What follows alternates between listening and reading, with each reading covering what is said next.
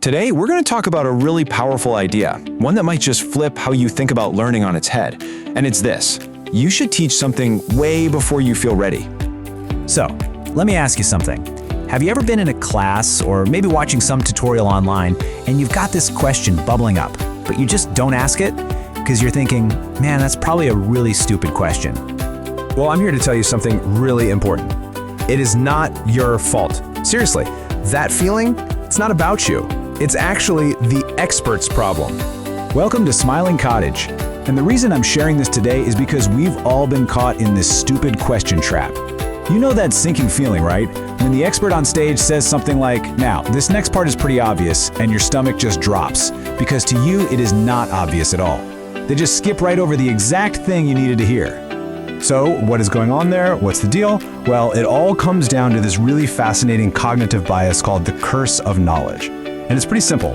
Once you know something, really know it, it's incredibly hard to remember what it was like not to know it. This is the whole key to what we're talking about today.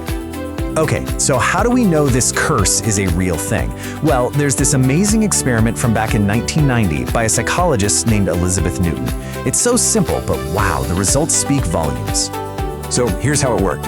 She got one group of people, called the tappers, and had them tap out the rhythm of a super common song. Think Happy Birthday or something everyone knows. Then she asked them to guess how often another group, the listeners, would get the song right just from the taps. And the tappers? Well, they were pretty sure of themselves.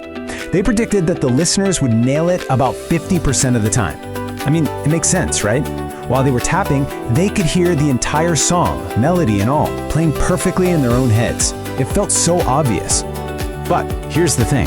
What the listeners were hearing was a totally different reality. They didn't have that melody playing in their heads. All they got were, well, a bunch of taps. So, what do you think actually happened? Yeah, just 2.5%. That's it. The gap is just massive. To the listeners, it was just random knocking. They couldn't hear the music that was so clear to the tappers. And that, right there, is the curse of knowledge in action. The tappers literally could not imagine what it was like to not hear the song.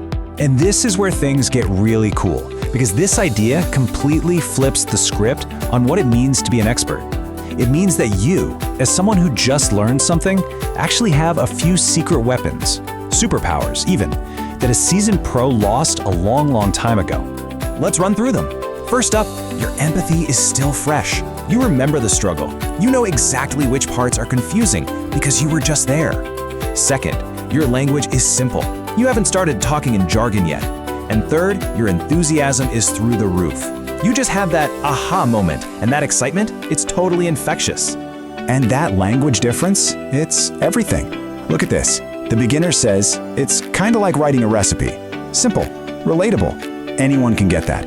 The expert, they're talking about control flow versus functional programming paradigms.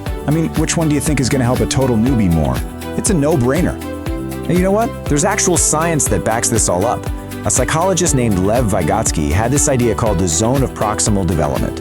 It's a fancy term, but all it really means is that we learn best when we're stretching just a little bit with the help of someone who's just a couple of steps ahead of us. And this isn't just some abstract theory. I want to tell you a quick story about a guy named Nathan Barry who put this idea to the test. And, well, the results were pretty incredible. So, Nathan spent about a year learning how to do iOS design. Just 1 year. And right after that, he wrote a book teaching everything he just figured out. He was totally upfront about it too. He wasn't some world-renowned guru. The result? He pulled in $12,000 in the first 30 days. It just goes to show you don't have to be the world's leading expert. You just have to be one step ahead. Okay, so what does all this mean for you?